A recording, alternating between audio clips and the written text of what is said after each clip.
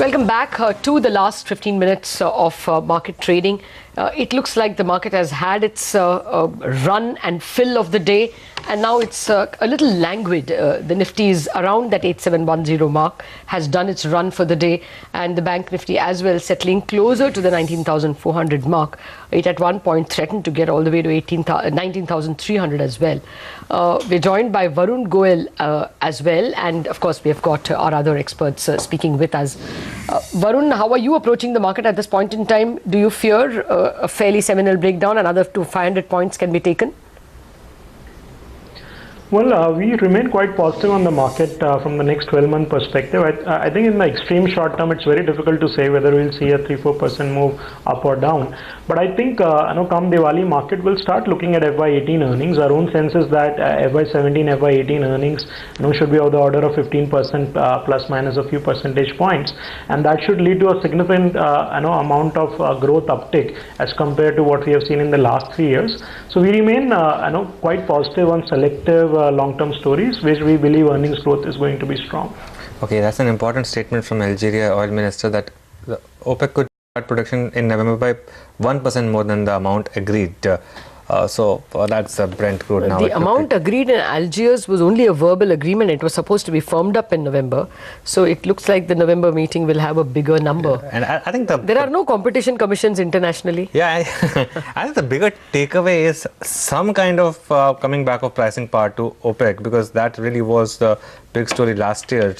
Now after a long time, you've seen that this particular meeting has had a impact on the oil prices. So moving back to 52 from 40, it's a decent rally that you've seen in oil prices. Actually, it was a voluntarily giving up of leadership as well, with Saudi Arabia hoping that it will be able to kill the shale oil producers by simply dropping prices to an unsustainable level for the new prospectors. We'll have to still wait and see at what point shale becomes a cap for oil producers. That still exists, and it's believed that shale requires only 1 week notice to restart their closed rigs. We'll have to wait and see when that works. At the moment, of course, OPEC's able to talk up prices. Let us see whether they will walk the talk. Oh yes, Varun, you have HPCL as one of your top ideas. In fact, I think you are invested the maximum limit in HPCL in your funds, if I'm not wrong. Do you maintain your bullish call on that stock? Well, we remain quite positive on oil marketing companies without going into specific details about the portfolio. I would just say that our sense is that these companies will continue to deliver good earnings growth. We have seen continuous rise in the consumption and the demand for both petrol and diesel. The working capital situation for most of these companies has got a lot better as compared to what it was in the last 3 years. And our sense is that these companies will inch up to 18 to 20% kind of return on equity levels, with a good 15% kind of a profit growth and a good dividend payout ratio. So we see no reason why they should not do well in the times to come. Okay, Mr. Tulsian, I remember about 10 or 12 days back you had spoken about Moil and NMDC, and that being a bit of an easy trade available on the table, and that's played out. What next? Is there anything else that's on your radar?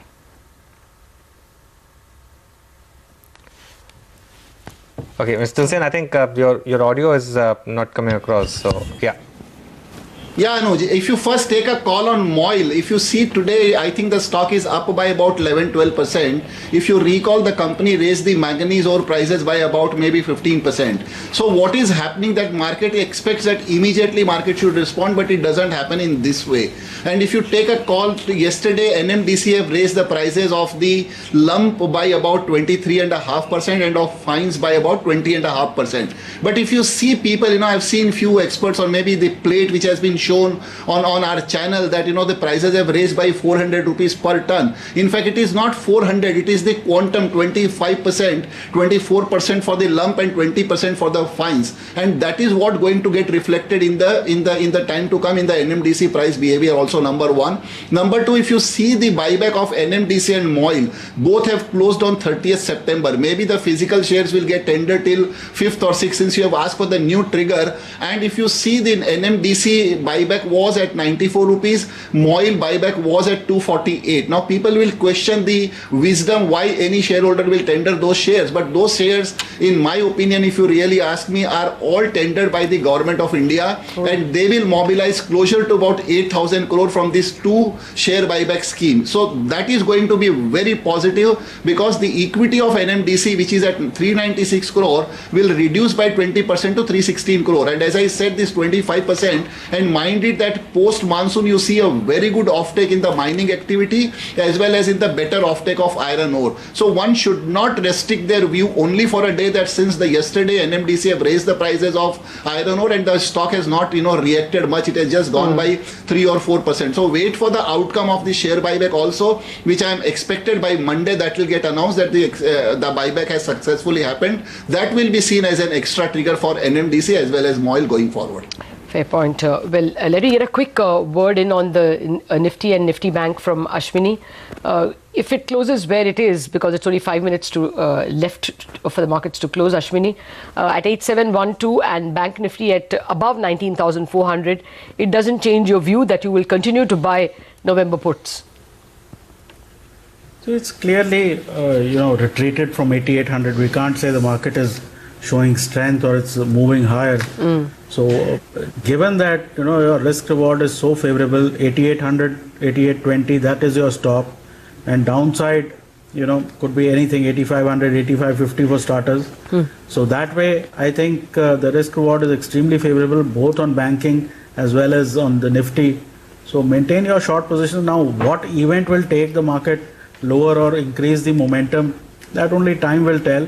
But the overbought nature and everybody being long, that sort of evidence is clearly in the market. Okay. Mitesh, for positional trader, what's your advice now? On the indices, I think we have started buying some puts of 8,700, and we are in the October expiry itself. But I would want to see the Nifty break below 8620. I think once that breakdown happens, that could lead to a quick 4-5% kind of drop in the indices. So I think maybe below 8600 you'll be more aggressive. But for the time being, yes, you are taking some trades short bias, given the fact that a lot of intraday indicators today have entered the negative mode. Okay. In all the mayhem, another sector, there are always these sector-specific islands. Today, paper as well has held out its own. There's Star Paper with about a 4.5% uptick. Sheshasai Paper is slightly higher, and several West Coast, Shreyans, JK Paper was actually done very well, 4.6. Any of these stocks that you like, Mehrabun? I mentioned earlier that paper is one sector which I started liking. I think the dynamics of the industry have changed a little bit. What has happened is the biggest player, Ballarpur, that is what the industry bodies, I keep on talking to them, and the information I get is Ballarpur's 3 units have closed. Okay. JK Paper, industry source, states that it is making a strong bet for one of the plants. That plant will be in coating paper. I personally like this sector, and I like a company called Ruchira Paper. Okay. I think the best ROE, the cleanest balance sheet, writing and printing paper, increase the capacity.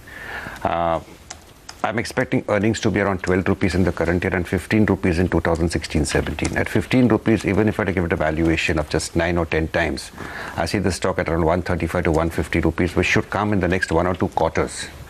Present price 90, 95, 96, whatever. I think a return of more than 50% coming in 2 quarters. So I think Ruchira Paper would be the best bet, followed maybe by JK Paper. Okay, well, just about 4 minutes left for markets to close. So let me squeeze in one last question. Mr. Tulsian, at what point will Ashok Leyland become a buy again? It's now at 80.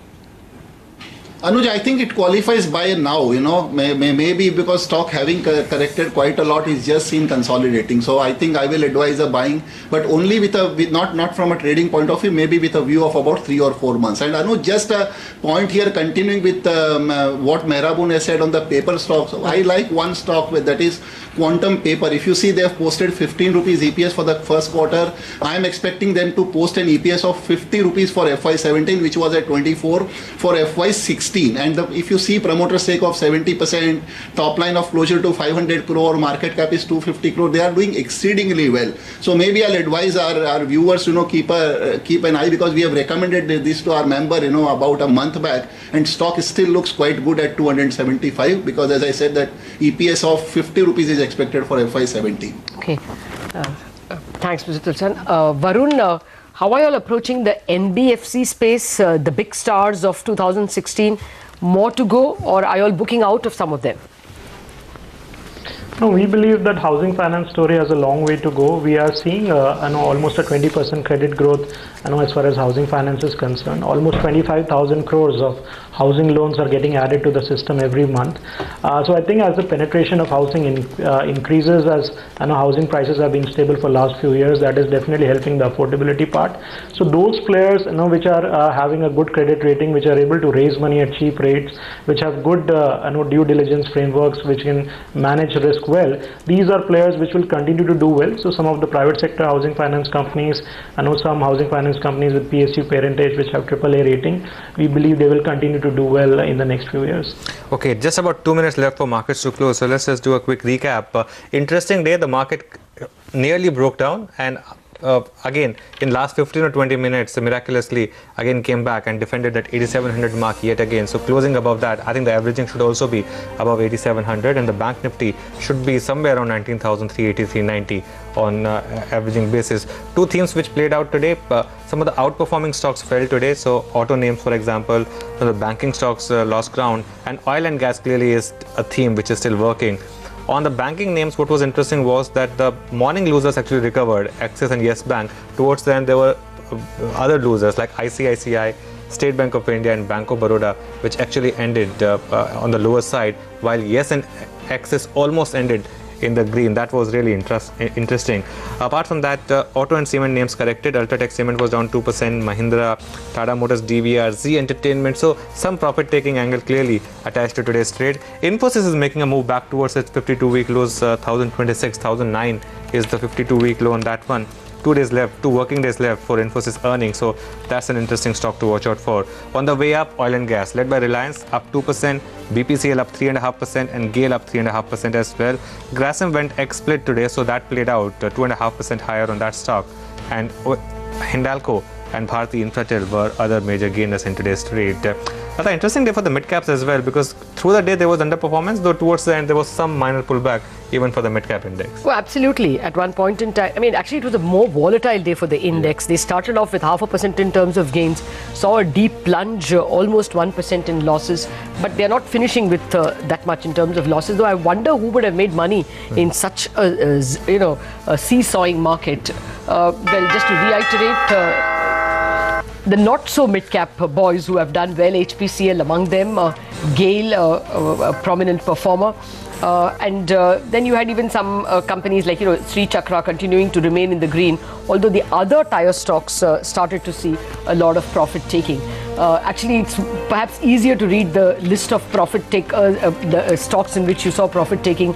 GSPL saw about 4% knocked off. MCX, which has been only going one way, saw a decent amount of profit taking coming in, 3% knocked off. IDFC 3% taken off. Kasuram 2.5% taken off. Bank of India, in fact, a large number of the public sector banks saw about 1.5% to 2%. Canara, Union, Bank of India, all of them saw profit taking. DLF, PFC, REC, the entire lot saw a decent amount of profit taking, and there was some, of course, more severe profit taking coming in the small cap space, if you please. The India, well, not small cap, but the high beta. Indiabulls Realty, for instance, lost 6%. Monetis Path, which perhaps had very little business to go up, and is now getting to become a penny stock, is now down about 6%. Copran lost maybe justifiably another 5%. Mukta Arts, again, which was running Balaji Telly, the entire media space, many of them saw decent amount of profit taking. The distillery stocks like Pioneer Distilleries, Global Spirits also about 4%.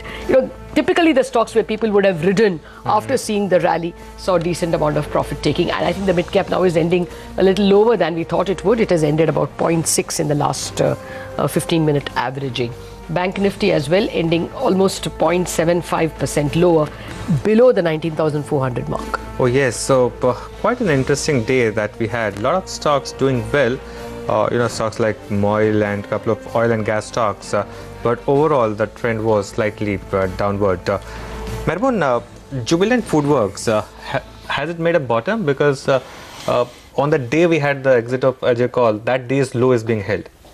No, on a personal level I have never liked the stock. Okay. At least not in terms of valuation. I liked it when the IPO came. But disclosure over here that our institutional desk has a coverage on the stock, which is a positive view. But I personally have never liked it. This is my personal view, and I'm not enthused at all at buying this stock at the present price, or even if you give it to me at 10% cheaper. You don't like pizzas or you don't like Jubilant? Both. Jubilant as a stock, I would say that. And as far as pizzas go, maybe that is one more reason. It's distinctly possible the taste of people. There could be something new which can come our way. Because what we were eating 7 years ago and what we are eating today is different, and what we could eat 2 years later could be something different. Okay. Fine. Food for thought there. Well, Mr. Tulsian, you want, can you give us a view on Jubilant Food? You think it has bottomed out? We just got news that Yum Brands has seen some of its, KFCs and all, seen a distinct pickup in demand and in sales. You think that Jubilant Food is good at this price? See, Lata, marketing strategies will keep coming in, introduction of the new varieties or maybe Navratri sales when the people are fasting and all that. But, if you recall, probably maybe Anuj will be able to endorse. You are, I think, not comparing on that day. I said when the Ajay call left that this should be taken as a positive, because I have been calling it as a non-performing stock. If you see for last 4 years, if a CEO is not able to deliver, you have grown your stores from 600 to 1000. But what has been happening to the bottom line? Bottom line has been continuously showing a declining trend. Promoters have reduced their stake from 65% to 45, 46, 48%. So on the day of that news, when it came in on that day only, I have said that the stock has bottomed out, but that was just a tactical or maybe a technical call, that if you want to play for a short term, you may take that as a trading call, or maybe a short term or near term investor. But from a long term point of view, still I will call it as an avoid. But on that day only, I have said that the stock seemed to have bottomed out. Yes, Mr. Tulsian, I do remember that you had pointed out that maybe it was a wrong call from market, considering that under Ajay call the stock had actually not done too well. So we should have actually reacted other way around. Orient Cement, the news has come now, but to acquire the Bhilai JP Cement unit, Lata, the amount is also mentioned in that press release, I think. Yeah, I still have to get to that press release, but I think that 74% stake at 1.4, yeah. The EV of 1450. So we have to see exactly how much they're paying. Mr. Tulsian, Orient Cement, you have a view on that? They're acquiring 74% stake in this Bhilai JP Cement from JP Associates. See, Anuj, maybe this is seen a positive view, because if you take 100%, it works out EV of 2000 crore. But I am not keeping a positive stance on the Orient Cement as such, because if you see CK Birla Group, I have never liked the performance, having shown by them in their other companies. So maybe because of that reason, in spite of, I am quite bullish on the cement stocks as such. But per se, I won't be, I have not honestly analyzed this news. 74% for 1450 crore, that translates into 2000 crore for 100%. But I am not too enthused with taking a positive call on Orient Cement. Yeah, there is the press release is out on the exchanges, and Anisha has read it through. Anisha, what have you picked up? Well, yes, Lata. So we understand Orient Cement is going to buy the 74% stake that Jaiprakash Associates hold in the Bhilai Cement unit. The rest of it is held by a sale.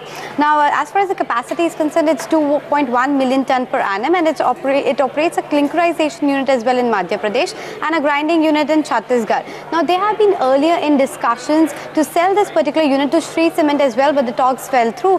Now, as far as the valuation is concerned, the number that we are hearing, the enterprise value is 1,450 crores, and that works out around $110 per ton as far as the valuation of the cement business is concerned, and that is in line with what we have been hearing in the 7 deals that have gone by. It is slightly on the lower side, but nonetheless it's not a bad deal. Looking at the fact that JP Associates has been struggling with the huge amount of debt they have. Remember, JP Group as a whole has around 60,000 crore worth of debt. They have been not able to service the debt on debentures, etc., the interest payment as well. So this would help them to pay down debt a bit. Now 1,500 crores does not change a lot of things for the company, because the debt is huge to the tune of around 58,000 crores if you take it up for just Jaiprakash Associates, but nonetheless a positive step coming in. Okay, thanks a lot for that, Anisha. We'll leave you to pour through the press release and the amount of disclosures given, and come back with more update on what the impact would be on Orient Cement and on Jaiprakash Associates. Let's thank Mr. Tulsian, Varun, Ashwini, Mitesh and Mehraboon for taking us through the last hour of trade. And here we present now the closing bell money control question of the day. The question was the day's tepid response to the spectrum auction so far. Did the government get its pricing wrong? Well, the reply. Well, 70% of the respondents agree, while 30% disagree. We have Udayam_effort saying the government will end up killing the golden goose if it prices spectrum so high. The tepid response clearly is reflecting the mispricing. Okay, and Umesh says probably the telecom companies are trying to force the government to price spectrum reasonably. And one more, Raghav_Rama says most likely this could set the stage for higher mobile bills in future. Once there is consolidation and fewer players are in the race, tariffs will be hiked. Okay, that's it in terms of markets. We take a short break and Manisha Gupta will come and carry over the baton and give you a lot of strategies in the currency and the commodity space.